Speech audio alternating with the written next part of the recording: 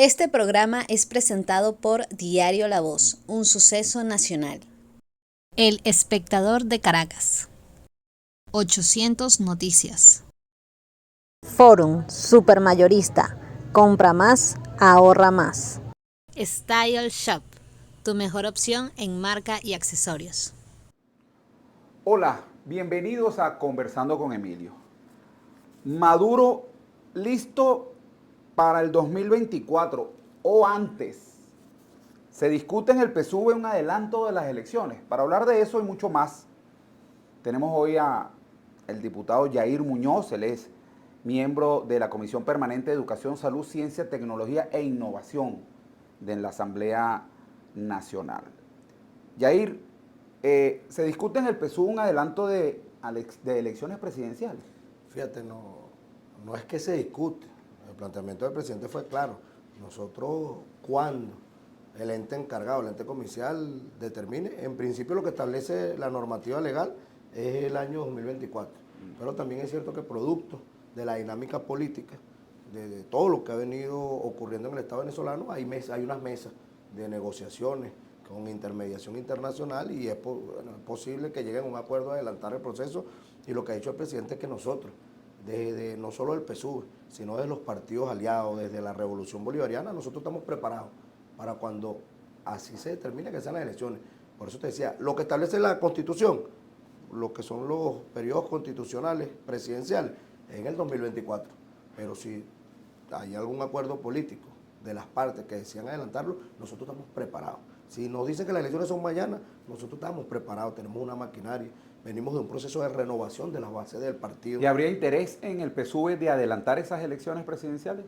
Porque el 2024 tiene 12 meses. Una cosa es hacerlas en diciembre del 2024 y otra cosa es hacerlas en enero, febrero, marzo del 2024. Pero te reitero, nosotros estamos preparados, porque nosotros mantenemos la conexión con nuestro pueblo. Venimos de la primera fase de renovación de la estructura del partido, una fase hermosísima que incrementó los niveles de participación, donde el pueblo se manifestó y eligió a sus jefes de calle, jefes de comunidad, jefes y jefas de UH, y cada una de estas personas con un equipo. O sea, cuando ve un jefe de calle, ve un cuarteto, 4 personas allí acompañándolo. Cuando ve un jefe de UH, ve 10 personas acompañándolo. Y lo propio han venido haciendo los partidos. De data reciente observábamos el congreso que realizaba el partido Podemos. Hemos visto la renovación de la estructura del Partido Patria para Todos, está la compañera Ilenia Medina allí, así que nosotros estamos preparados. O sea, políticamente, estructural y orgánicamente estamos preparados para ese proceso. Ahora habría que ver si la contraparte está preparada. Hemos visto algunos destellos allí o intentos de democracia, algunos que llaman a unas elecciones internas, unos procesos. Nosotros, con quien ellos determinen, vamos con nuestro líder, con nuestro hermano. ¿Y tú crees que sea necesaria una renovación de los poderes? Por ejemplo, se está hablando de unas mega elecciones también. Maduro en algunas de sus intervenciones ha mencionado la posibilidad de que no solamente sean elecciones presidenciales, no sé si en conjunto o separadas por escasos meses, pero también ir a unas elecciones adelantadas de gobernadores, de alcaldes, de diputados a la Asamblea Nacional. ¿Tú crees que eso es necesario hacerlo en este momento? Claro, pero que fíjate, lo que ha venido aquejando el sector que adversa la revolución, uno de estos sectores, ahí nosotros tenemos nuestra crítica, hay algunos sectores poco democráticos, hay algunos sectores que son cual niño malcriado, si pierden se llevan su pelota. Nosotros creemos que bueno, que si eso es sano para el país, porque la renovación no necesariamente es cambio. La renovación tal vez es ratificar algunos liderazgos. Y bueno, si eso es necesario, el que es líder, el que ha trabajado, el que se ha mantenido en contacto con la gente, el que ha estado allí, pues bueno, observemos lamentablemente lo que ocurre en el estado de Aragua y vemos en primera línea los alcaldes, alcaldesas, la gobernadora. El que ha trabajado y el que está conectado con la gente va a ser ratificado por ese pueblo. Ahora, el que no ha trabajado, el que ha utilizado el espacio para otras cosas, bueno, va a ser también castigado por ese voto, bien sea opositor o bien sea chavista. Pues, no, esto no distingue. Tú ves al presidente Maduro, tú dices, estamos preparados. Sí. Tú ves al presidente Maduro ganando esas elecciones en el 2024. Te hago la pregunta porque hay un desgaste normal que genera el ser gobierno por tantos años. ¿Tú ves al presidente Maduro ganando en el 2024? Claro, porque fíjate, si evaluamos la trayectoria, tú ves un desgaste cuando tienes un gobierno de oficina, pero si tienes un hombre en la calle, no solo en calamidades, no vamos a hablar de lo más reciente, pero tú ves un hombre en la calle que pese a todo el asedio, todas las medidas coercitivas unilaterales dictadas por gobiernos extranjeros, todo el robo de recursos e empresas del Estado como Monómeros, Citgo, y cuando tú ves que ese líder sigue en la calle, sigue invirtiendo en lo que son las políticas sociales y hay una conexión con la gente. Y además no lo decimos nosotros, lo dicen las propias encuestas, lo dice el pueblo, nosotros que caminamos, que no nos hemos desconectado. En mi caso, que he estado en Guarena, en Guatire, en las parroquias del municipio Sucre, Petare, Caucahuita, aquí en Leoncio Martínez. Y hemos notado que hay un desgaste de la derecha, hay un desgaste de los sectores de oposición, que perdieron esa conexión con el pueblo, pero cuando tienes un líder conectado con el pueblo, no podemos hablar de eso. Entonces, ¿tú crees que el PSUV está ganando elecciones por las fortalezas del PSUV o por las debilidades de la oposición?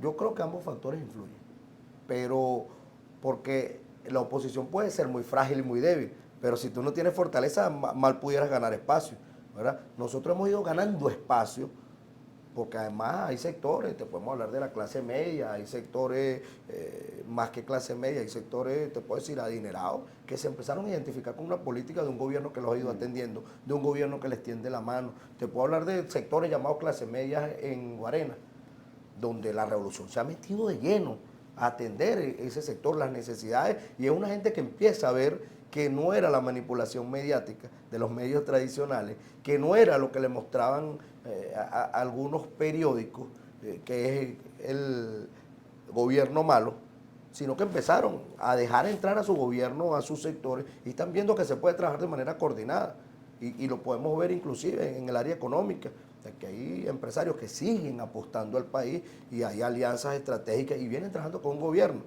Y yo creo que aquí en Venezuela lo que necesitamos es eso, ponernos de acuerdo todos y trabajar por el bienestar de la población. ¿Tú tendrías entonces una evaluación positiva de la gestión del presidente Maduro? Sí, sí, te la puedo decir. Y te la puedo decir, y de Maduro, y también del compañero gobernador Héctor Rodríguez.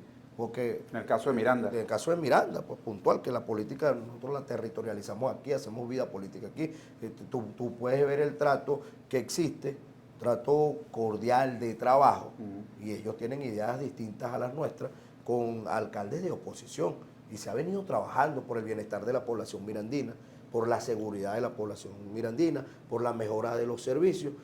De lo que comentaba previo, bueno, mira, nosotros, tanta es la democracia en Revolución y en Miranda, que vamos, son procesos inéditos. Nosotros vamos a una consulta, Miranda 2022, donde le estamos preguntando a la población, le estamos preguntando al pueblo, que decidan ellos dónde se prioriza la inversión de los recursos en materia de telecomunicaciones. ¿Cómo es esa consulta? Es una consulta. En la práctica, ¿cómo se realiza esa consulta? Fíjate, ya nosotros pedimos, todo un equipo se le pidió apoyo al Consejo Nacional Electoral, se reunieron una cantidad de firmas, se recolectaron una cantidad de firmas días pasados, fueron presentados al CNE al cumplir este requisito, y la consulta está centrada en preguntarle al pueblo el área de priorización de la inversión de los recursos en proyectos a desarrollar.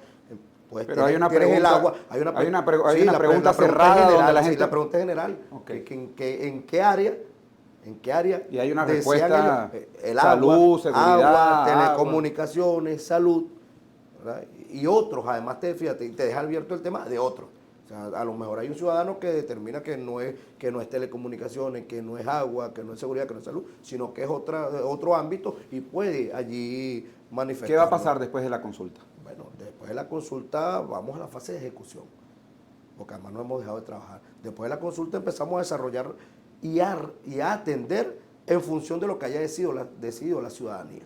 Hemos visto, fíjate, que el principal problema de Miranda cuando se llegó al gobierno en el año 2017 era la seguridad. Ya el problema de Miranda no es la inseguridad, por lo menos el principal problema no es la inseguridad. Arrancamos el año con una queja de la población válida, que tenía que ver con el tema del servicio del agua. No solo de que te llegara el servicio, sino también que te llegara un servicio de calidad. Allí hemos estado trabajando de manera incansable. Se han logrado inaugurar pozos, se han rehabilitado pozos pozos de agua, que son políticas que se vienen dando, se ha trabajado con áreas de tubería que datan de muchos años y se han venido sustituyendo, y creo pues que si bien es cierto falta mucho camino por recorrer en esa materia, nosotros hemos avanzado en el tema del agua. Pero lo que te habla de la democracia es eso, es preguntarle al pueblo, que el ciudadano decida cuál es lo que él siente que es su problema, y bueno, y lo que establezcan la mayoría, como estamos en democracia, en función de eso, se direccionan las Fíjate, inversiones. también el presidente Maduro ha pedido avanzar, cuando hacíamos la producción encontramos esto, ¿no? Que ha pedido avanzar en la formación de los líderes locales de cara a una nueva forma de dirección donde haya mayor participación de las bases. ¿Eso se está haciendo? Claro, fíjate, lo primero que hizo el presidente de manera muy estratégica fue establecer el 1x10 para el buen gobierno, una aplicación Ven App, nosotros mira, es una aplicación donde el ciudadano ya de a pie está reportando. Fíjate, hace días recorríamos La Dolorita y bueno, y el problema fuerte en la parroquia de La Dolorita manifestado por los ciudadanos tiene que ver con el tema de telecomunicaciones. Y en caliente es reportando, pero es que reportas, recibes información, recibes estatus del caso y le podemos hacer seguimiento. Hay una sala situacional que funciona en el Palacio de Miraflores, la sala situacional del Ven App, del 1x10 para el buen gobierno, donde, mira, se hace seguimiento a cada una de las políticas. Y este espacio ha permitido, ¿verdad?, un seguimiento de manera directa a la más mínima. A lo mejor tu queja es la infraestructura que tienes al lado, que tiene muchos años casi que cayendo. O sea, a lo mejor esa es tu queja. Bueno, tú puedes denunciar por esa vía y hacerle seguimiento. Pero además la sala se enlaza con gobierno regional, gobierno municipal, para que en Cayapa atendamos los problemas de la gente.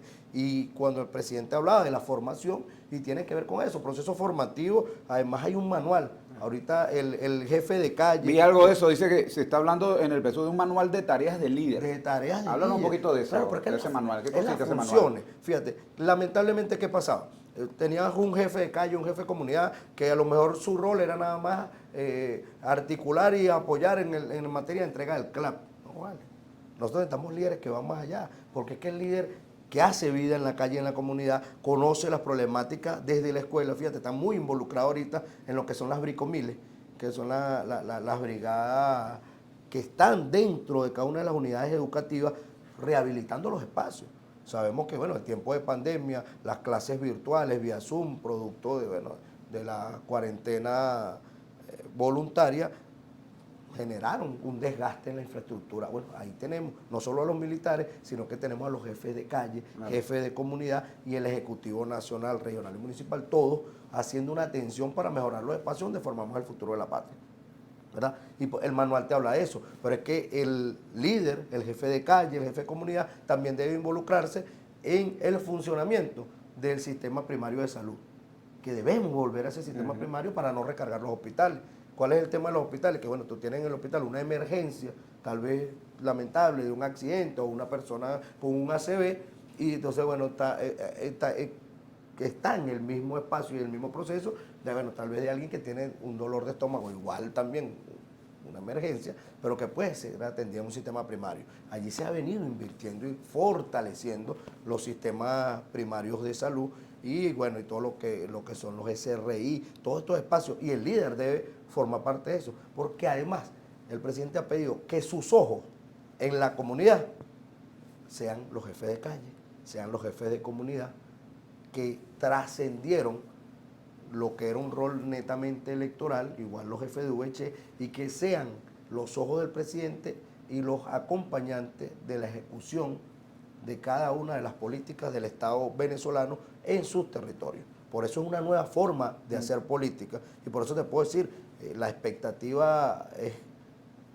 enorme, hay una gran participación en los distintos sectores a nivel nacional, y creo pues que a eso lo acompañamos los diputados con lo que el presidente denominó la Brigada 256. Nosotros acompañamos la Bricomil, estamos en los hospitales, hacemos reuniones con nuestros líderes y lideresas de calle, y vamos acompañando esa política con ese rol contralor, pero además que aprovechamos para informar cómo va la agenda legislativa, cuáles son los proyectos de ley en los que se está avanzando, cuáles son, y escuchar a la gente, cuáles son las prioridades que ellos tienen también en materia legislativa para que haya una consonancia entre las necesidades del pueblo y lo que vienen ejecutando sus instituciones. Perfecto. Yair, vamos a ir a un corte de publicidad. Al regreso, mencionaste muy por encimita y quiero ahondar en eso, el tema de Tejería. Hemos visto al presidente Maduro meterse ahí y quiero tu opinión en torno a la acción de gobierno que se está haciendo en Tejería y ahora también en Los Castaños, que fue otra zona devastada por las lluvias. Vamos a ir al corte de publicidad y al regreso más de Conversando con Emilio. Hoy con Yair Muñoz, él es diputado de la Asamblea Nacional, miembro de la Comisión Permanente de Educación, Salud, Ciencia, Tecnología e Innovación. Ya regresamos. A pesar de la crisis, el diario La Voz cumple su compromiso de informar con imparcialidad y valentía. El impreso, la versión digital y nuestras redes sociales te conectan oportunamente con el acontecer nacional e internacional. Diario La Voz, un periódico para la Venezuela de hoy. Diario La Voz, un suceso nacional. Estamos de regreso conversando con Emilio hoy con el diputado Yair Muñoz. Él es miembro de la Comisión Permanente de Educación, Salud, Ciencia, Tecnología e Innovación de la Asamblea Nacional. Y dejábamos una pregunta al aire, Yair. Aquí dice, el presidente Maduro dice, vamos a estar con ustedes, esto es con el tema de tejerías, hasta que las tejerías renazcan. Hemos visto al presidente Maduro ciertamente metido y al gobierno en el tema de las tejerías, de los castaños, ambos en el estado Aragua. ¿Tendrá la gente respuesta como se ha planteado a corto plazo? Porque fíjate, eso ha quedado totalmente devastado. Claro, ¿no? fíjate, ya observar que hay servicios, ojo, servicios restablecidos, dice mucho lo que va a pasar allí. Allí hay toda la presencia del Ejecutivo Nacional y de los distintos poderes.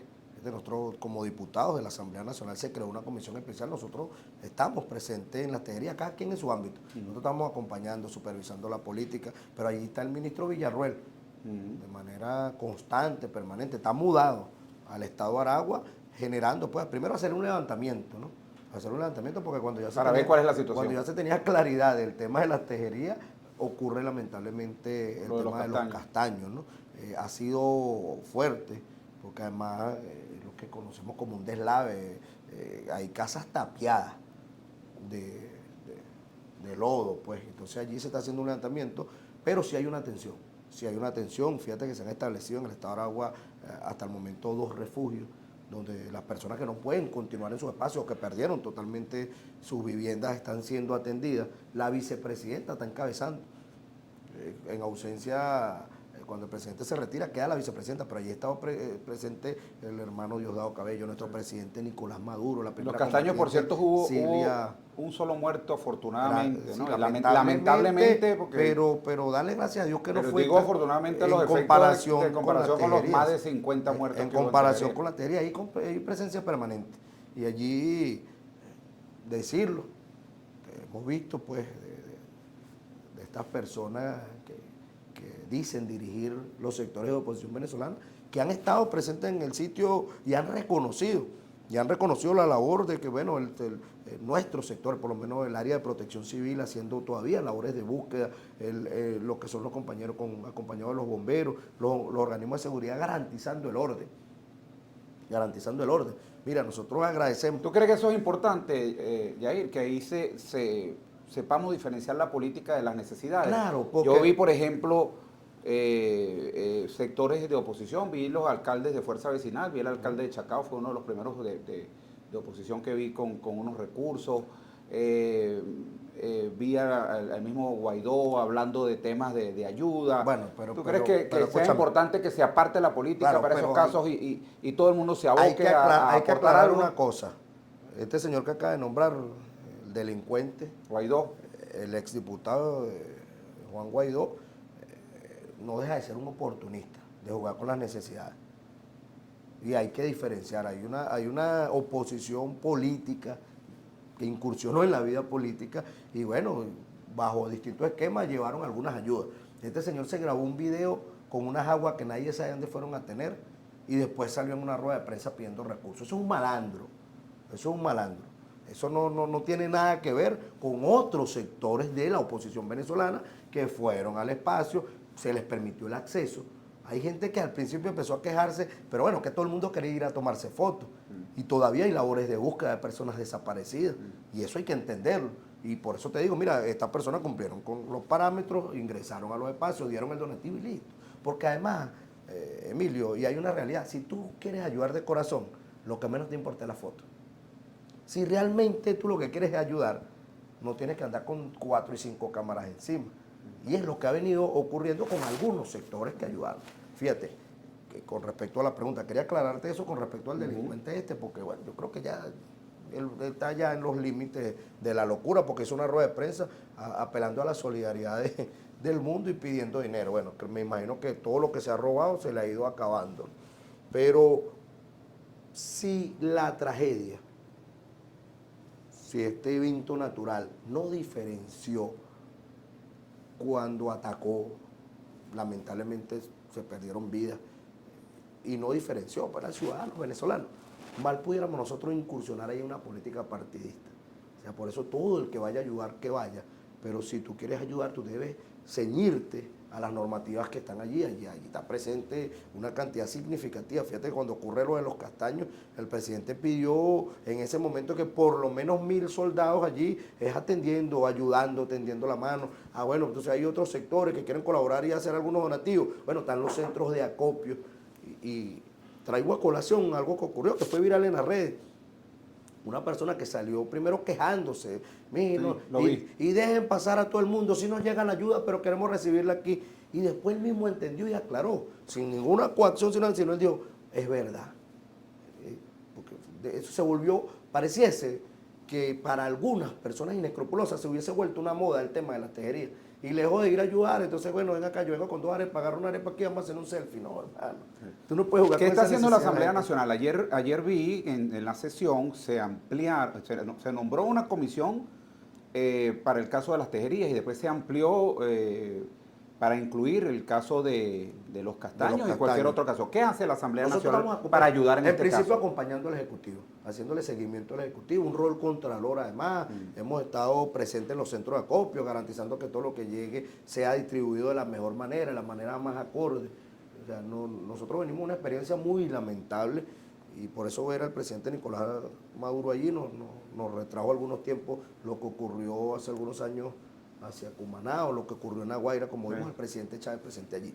Y hemos ido perfeccionando. Fíjate, los centros de acopio tienen un método de trabajo. Todo el sistema de emisiones está presente allí. Ahí hay un gran ejército humano. Y bueno, los diputados y diputadas de la Asamblea, por lo menos en este caso los de Miranda, que estamos incorporados a esa comisión, nosotros estamos acompañando, hacemos actos de presencia allí. Pasa por la Asamblea Nacional y en el caso de esta comisión, los recursos que son otorgados a nivel internacional. Ahí vimos, por ejemplo, que la ONU habló, si mi memoria no me falla, de $250.000 para las tejerías. Acuérdate que eso entra por vía del Ejecutivo, pero es enterado, porque tal, como lo establece la ley, es informado. Porque siempre está, tú sabes, la duda de cómo se maneja. Vienen $250.000. ¿Cómo se manejan esos recursos para certificar que lleguen a donde tienen que llegar? Claro, certificar primero que se reciben. Por eso entra la Asamblea Nacional en ese rol contralor, porque esto viene vía del Ejecutivo, como tal lo establece la normativa, pero son recursos que el Ejecutivo, en función de los planes que están a desarrollarse, el presidente establecía, y tal como lo titulan allí, es que bueno, allí vamos a estar presentes hasta que renazca la tejería, y que renazca en todo sentido. Allí hay personas que perdieron los comercios. Entonces, bueno, ahí hay un plan especial, ya hay un equipo atendiendo ese sector del comercio, que era lo que realmente tenía, cómo funcionaba, cuantificando las pérdidas, ¿verdad? Porque ahí hasta la banca pública está abocada pues, a ver cómo se va atendiendo el tema. Y los recursos van a ser invertidos acorde a ese plan y van a ser enterados a la ciudadanía. Igual, con transparencia. Mira, se recibió un bolívar, de esta forma se va a invertir el bolívar. Como se viene atendiendo con transparencia todo lo que son los aportes, han donado agua, han donado alimentos no perecederos, han donado ropa, desde Miranda se enviaron una cantidad de colchones. O sea, todo lo que va llegando se va llevando un inventario y se va determinando cómo se va direccionando. Fíjate, muchas de estas tragedias, Yair, ocurren porque la gente construye casas por antiguos cauces de río. ¿Qué responsabilidad tienen los gobiernos, incluyendo a pero no exclusivamente, porque esto es algo que tiene muchos años? ¿Qué responsabilidad tienen los gobiernos en que estas tragedias ocurran precisamente por no tener control de dónde la gente construye Claro, sus casas? fíjate que ahí debido al crecimiento o a la expansión, no solo de Caracas, sino de las distintas ciudades, hemos visto, bueno, como a veces de manera irresponsable se construyen en espacios, en los bordes de las quebradas o en los propios cauces de los ríos. Bueno, y es un adagio popular que el río siempre busca su cauce, ¿no? Creo que es un poco lo que viene ocurriendo, pero nosotros desde lo que nos corresponde se ha asumido, y no sé si lograste escuchar al presidente de la República cuando hablaba que teníamos que replantearnos todo ese crecimiento y en función de los propios cambios climáticos. Lo que está ocurriendo ahorita, que no ocurre nada más en Venezuela, se viene denunciando en las Naciones Unidas, en todas esas sesiones del cambio climático desde hace muchos años. Nosotros asumimos la parte que nos corresponde. Sin embargo, te puedo decir que en estos años de gobierno se ha visto disminuido ese crecimiento desproporcionado, no planificado, y por eso el presidente habla de que ahora debemos planificarnos en cuanto al crecimiento habitacional en función de los cambios climáticos y de que efectivamente el respeto a la naturaleza, como bien lo hemos planteado. Un tema final, Yair, que quería conversar contigo, cambiando un poco la dinámica, pero manteniéndonos en lo que han sido los temas importantes durante estos últimos días. Tiene que ver con las nuevas políticas migratorias de los Estados Unidos, rechazando a los venezolanos que entran ilegalmente por la frontera de México. Eso ha dejado a una cantidad importante, miles, de hecho, de venezolanos varados, literalmente varados en Panamá, en Costa Rica, en diferentes países, México,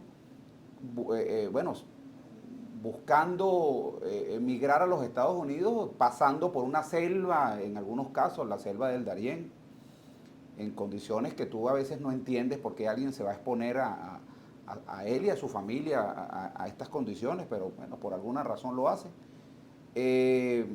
Y se encuentran varados. ¿Qué opinión te merecen esas políticas migratorias y todo este tema, ¿no?, de la migración venezolana? En principio, yo reitero, hay algunos actores que además, por respeto a los usuarios que están haciendo seguimiento de esto, uno ni los menciona, sectores de oposición, que generaron en principio una transformación de la psiquis de la gente en función de que en Venezuela no se podía hacer nada, y empezaron a impulsar procesos migratorios. El proceso de emigrar es una decisión muy personal, es muy personal. Tal vez tú no puedes cuestionar a alguien que decidió irse, pero exponer a niños y a niñas a atravesar selva, que es complicado. Hay que ver hasta qué punto realmente uno quiere a esos seres, a lo que llama seres queridos, para exponerlos de esa manera. ¿Tú crees que eso es real? Diosdado Cabello mencionó que lo del Darién era como un show. Es más mediático. ¿Tú crees que es más mediático que lo que en realidad está pasando? En el ingreso a esta selva y en la salida del mismo hay puntos de la Cruz Roja. Hay puntos de la Cruz Roja. Entonces hay procesos que lo hacen más mediático, más ficción. O más, tú dices, bueno, yo estoy en medio de una selva donde estoy sobreviviendo, pero me da chance de hacer un selfie, me da chance de grabar un videíto, mandando sal, me estoy muriendo, pero déjame mandar un video. O sea, creo que no guarda mucha relación con la realidad, pero como te decía, son procesos personales. Con respecto a los Estados Unidos, mira, nosotros tenemos nuestra propia política migratoria y respetamos la política de cada país. Nosotros la respetamos. Allí, haciéndole seguimiento al caso, nosotros, mira, queremos mucho a todos como nuestros connacionales. El gobierno ha sido tan generoso, no habiendo tomado la decisión de que estas personas se fueran, y nosotros desde la Revolución Bolivariana se generó un programa, el Plan Vuelta a la Patria, donde mucha gente ha regresado a reencontrarse con sus seres. ¿Se está haciendo algo en este momento, Yair, inclusive desde la Asamblea Nacional, para todos estos venezolanos? Porque esto es algo que se ha producido en estos días. En la Asamblea Nacional hay comisiones que además no solo hay comisiones que se han creado por instrucción del presidente, que no solo van direccionadas al tema migratorio, sino la violencia generada. Fíjate, el compañero Julio Chávez, en el caso de Colombia, tiene unos números significativos, tiene un informe, mira, Pepito, como diría uno en el argot popular, donde se determina la cantidad de venezolanos que han sido objeto de violencia, con mayor fuerza en Colombia, pero en los distintos países, porque además eso lo hemos visto en Perú, Chile, Ecuador. Entonces, cuando te hablo de esto, nosotros somos respetuosos de la política y veíamos procesos donde personas que, bueno, en su momento fueron recibidos en lo que yo llamo refugio para migrantes, bueno, fueron devueltos a México y entonces, bueno, con la insistencia, mira, lo que salieron fueron nuevas reglas. Cumple con las reglas. Todo el que quiera irse a Estados Unidos debe cumplir con las reglas, como que todo el que quiera venir a Venezuela debe cumplir con las normas establecidas aquí. En esa materia nosotros somos respetuosos, no esperamos mayor cosa del gobierno de Estados Unidos. Si violan los derechos humanos a una persona por su color de piel, mal pudieras esperar a tú, siendo latino, viéndonos ellos a nosotros como un tercer mundo o como su patio trasero, como bien lo planteó el Libertador, mal pudiéramos esperar alguna atención privilegiada de ese gobierno. Entonces, con respecto a eso, bueno, revisar el tema de los derechos humanos. Hemos visto también, está bien, tú puedes aplicar tu norma, pero hay un uso progresivo de la fuerza y que ver hasta qué punto cómo la aplica. Y a nuestros hermanos venezolanos que se vengan a su tierra. Aquí cabemos todos, aquí lo que hay que ponerse de acuerdo y trabajar por el bienestar del país, por el crecimiento del país, y bueno, con respeto y tolerancia. Con respeto y tolerancia, para nadie es un secreto que también hay mucha gente negativa que ha migrado. Bueno, aquí hubo un actuar efectivo de organismos de seguridad y bueno, estas personas vieron un poco fracturado su accionar delincuencial. ¿Sí? A nuestros connacionales que se vengan. Nosotros no podemos girar instrucciones sobre lo que son políticas migratorias, a mi criterio, en ciertos casos violatorias de derechos humanos. Desde lo personal, Yair Muñoz, yo te diría, bueno, vamos a establecer reciprocidades, porque que también las personas que vienen de Estados Unidos debieran pedir visa, debieran cumplir una serie de requisitos para ingresar aquí o de cualquier otro país que ha modificado su política en función de no permitir ingreso de venezolanos. Pero allí, y el gobierno de México ha venido atendiendo en función de las políticas establecidas propias del Estado mexicano. Así que en torno a ese tema migratorio, bueno, en principio hay responsables políticos, hay personas que generaron ese estado de migración masiva, pero generaron también en otros gobiernos estados de xenofobia hacia los venezolanos. Nosotros allí tenemos nuestro criterio, por cierto uno de ellos está en Colombia, uno que es asesino, dirigente de Primero Justicia, y con respecto al gobierno venezolano hemos hecho todo para tender la mano a sus hermanos venezolanos en cualquier parte del mundo que se encuentren. Hay un plan, vuelta a la patria, mira, atendió personas que lamentablemente los agarró fuera por temas de pandemia, atendemos casos de personas que no han visto ese sueño como tal, sino que viajaron con una expectativa, no la han visto cubierta y han regresado al país. ¿A qué invitamos a los venezolanos? Regrésense a su país, pero vengan a trabajar, vengan a construir, vengan a aportar bajo la idiosincrasia del venezolano y bajo su creencia política que quieran, porque no le estamos diciendo que se ponga una camisa roja, pero tiene que venir a trabajar. Bueno, muchísimas gracias, Yair Muñoz, diputado por el Partido Socialista Unido de Venezuela a la Asamblea Nacional. Les recuerdo a las personas que se conectaron tardíamente que este programa lo pueden encontrar en YouTube. Ustedes colocan Conversando con Emilio, entrevista al diputado Yair Muñoz, y ahí encontrarán esta y todas las entrevistas que hemos hecho hasta este momento. Así que será hasta una nueva oportunidad que estaremos conversando con Emilio. Chao, chao. Este programa fue presentado por Diario La Voz, un suceso nacional. El Espectador de Caracas. 800 Noticias. Forum Supermayorista. Compra más, ahorra más. Style Shop, tu mejor opción en marca y accesorios.